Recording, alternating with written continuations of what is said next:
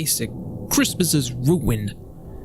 Now I know you've probably seen the CGI Grinch movie, when the guac is extra. But no one seems to talk about the live-action Grinch movie anymore, starring the ever-so-iconic Jim Carrey.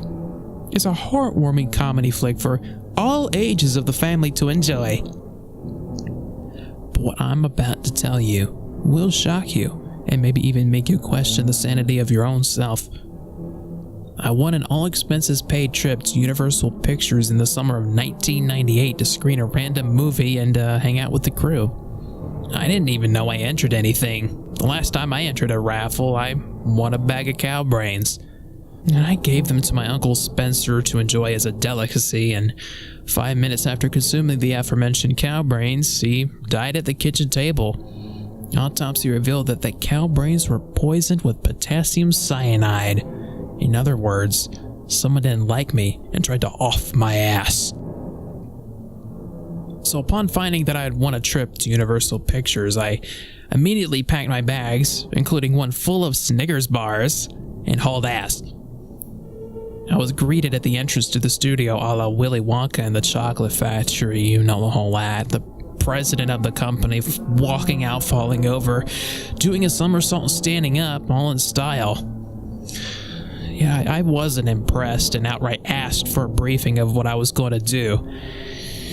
He subtly leered at the building I was supposed to go to with a less than collected look on his face and turned back to me and gave me the 411 on what to expect. The Grinch movie was finished filming and I was about to see a rough edit. What you don't know is, that is not, and I repeat, not, N-O-T, the version of the film you know. It was me, the editor, the producer, a few homeless people we picked up off the street as a test audience, and the director, Ron Howard, who was Richie Cunningham on the hit 70s sitcom Happy Days. He frowned as he removed his baseball cap, revealing his shiny, balding head, a far cry from his days as Opie on the Andy Griffith Show. What you're about to see is what happens when you take a masterpiece of a book, like How the Grinch Stole Christmas by Dr. Seuss, and turn it into a masterpiece of a movie that I directed. Also, I don't like Star Wars, so if anyone asks me to direct a Star Wars movie, I'll make sure it sucks dick, Howard proclaimed. I was taken aback a bit, but shrugged it off as Howard just having a bad day. You know, we all have those. He itched his angry bald head and put his cap back on. He frowned some more and said, "Roll tape." And just like that, the movie started. There was no narration in this version of the movie. Maybe because it was a rough cut, I don't fucking know, but I digress. The first 5 minutes were really creepy. It starts with Jim Carrey walking into a dark room wearing nothing but his underwear and the green makeup he wore in the mask. He says nothing. He just poorly dances to Michael Jackson's Bad, which faintly echoed in the background from a boombox that was placed in the corner. He tries to do the moonwalk and falls, breaking his shin on a marble coffee table. He screams in agony as he yells for his hero, Andy Kaufman, to help and to possess him so he can get up. All of a sudden, an abrupt flicker of color flashed on the screen, and a swooping shot of the town of Whoville was shown. But instead of buildings, it was assorted Hershey's, Mars, and Snickers bars, propped up vertically as the camera slid through them.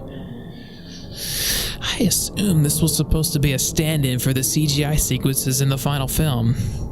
After a few rows of candy bars go past, you see some traffic, which are just Hot Wheels cars being pushed by, including one that looked oddly like my car, being a brand new Honda Civic. Oh man, that thing could go so fast. Then it cuts to the Whoville set, with extras walking about and surrounding a department store which was about to open. A sign says, "Black Friday sale, today," in big bold impact font. The camera cut to little Cindy Lou Who and her father, who were near the front of the line, but they looked a bit different. The father was played by Bob Saget. You may know him from Full House's awkward father, Danny Tanner, so I could definitely see why he was cast. Cindy Lou Who was played by a different unknown actress. I don't fucking know who she was. She asked Bob Saget why everyone was there, and Saget just said, "Because it's the Christmas spirit." What exactly is the Christmas spirit? Cindy Lou asked. "You'll see," Saget responded under his breath.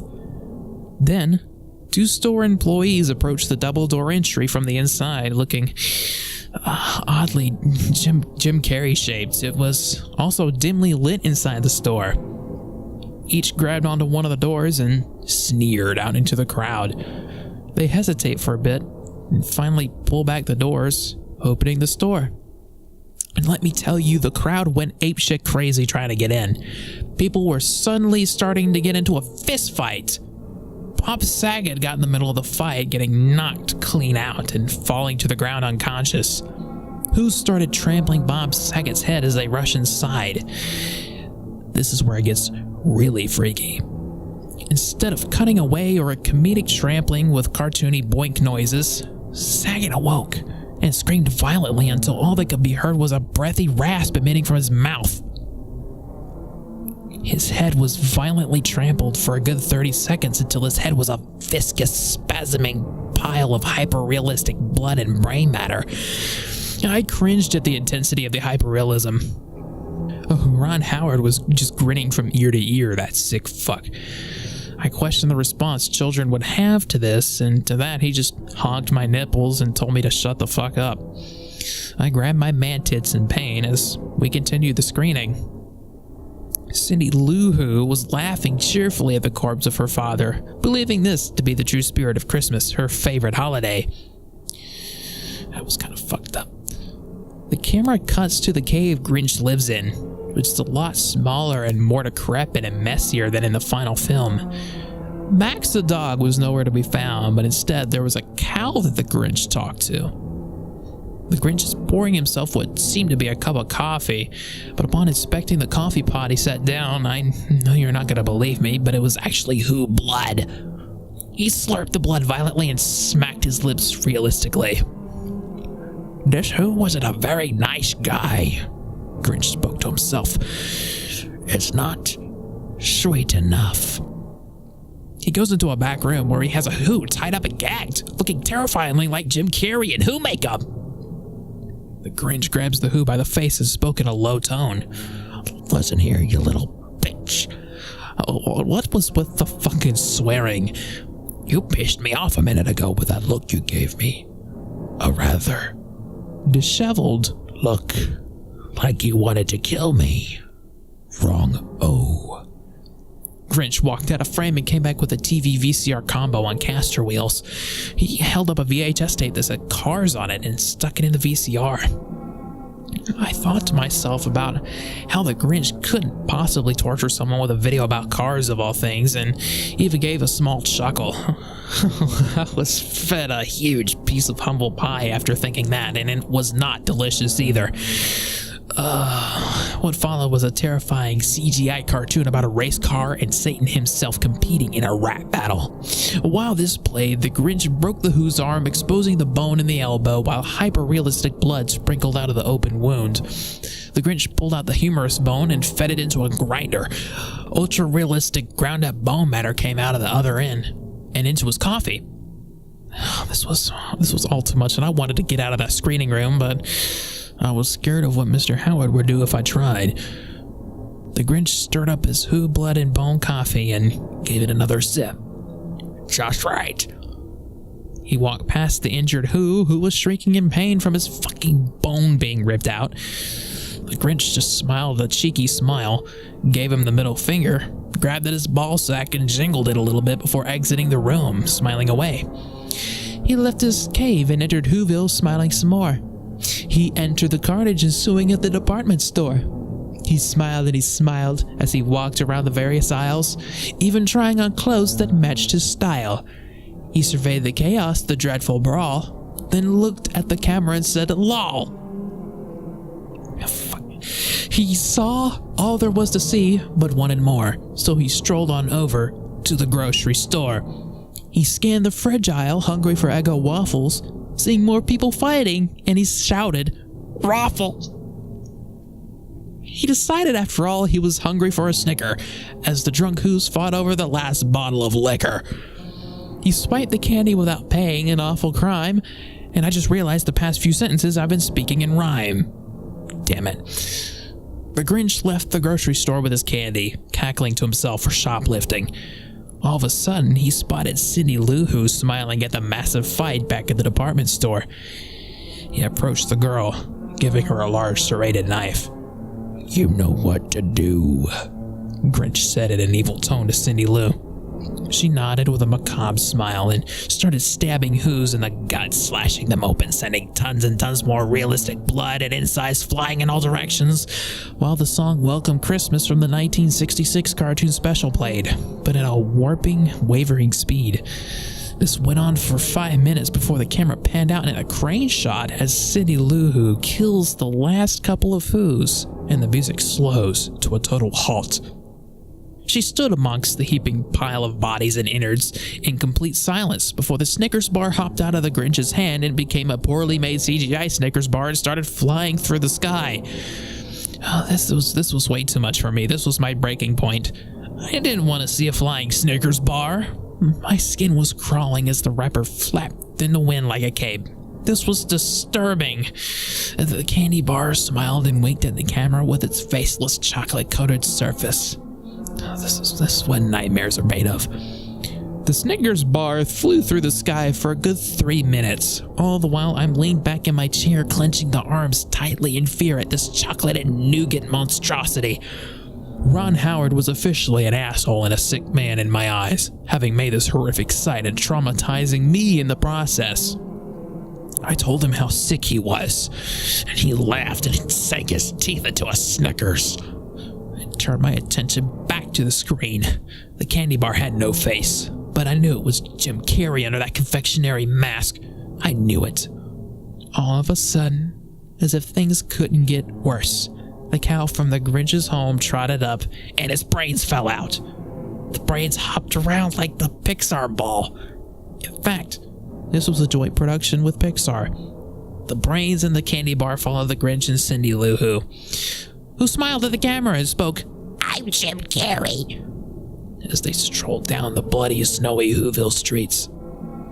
People started exiting their homes, joining the gang. These weren't just ordinary people, however. Oh, you thought I was done? No. These people were also Jim Carrey, in costume as characters he plays in the past, present, and possibly even the future. The Mask, Lloyd Christmas from Dumb and Dumber, Bruce Nolan from Bruce Almighty, Ace Ventura, Tom Popper from Mr. Popper's Penguins, Dr. Robotnik, even characters he played on In Living Color, such as Fire Marshal Bill, all joined in a walk down the streets. I was crying uncontrollably at this point. Ron Howard was laughing maniacally. One of the homeless people farted worriedly and collapsed from shock. He had shot himself. As they continued to go down the street, more and more Jim Carrey characters joined the group, including the workers from the department store, and the man that the Grinch had tied up earlier. He joined the group as his forearm was dangling by just a thread of skin from the rest of his arm. He shouted, "I'm Jim Carrey." Even the cow brains shouted, "I'm Jim Carrey." They stopped at the end of the street as they faced a man dressed in a long black hooded cloak facing away from the group. The figure turned around to be who other than Jim fucking Carrey. He smiled sinisterly as he looked onto the crowd of his characters. "Who are we?" Carrey shouted. The crowd responded with a resounding, "Jim Carrey!" Carrey smirked, and thunder sounded. Then, it started raining blood. It rained so much realistic blood that it flooded the entire Whoville set. Soon, all of the characters were swept away into the ocean of blood. They were washed all the way out of Whoville and across the world to the United States. As it turns out, Whoville is a small island on Earth that we have never discovered before. This is a fact. I know it. Soon the characters were all washed up to California and to Hollywood, where they started getting jobs in movies as the star, all throughout the late 80s and into the 90s. Fucking Jim Carrey. The movie started coming to a close here. The last 5 minutes was just Jim Carrey standing alone in Whoville, peeling his skin off with a fork until he was a skeleton. He danced around for the last 30 seconds as the shot slowly fades to black. Then we get a split-second picture of Carrey with no eyes. I sat dumbfounded at what I had just witnessed. What the fuck was that? I asked angrily.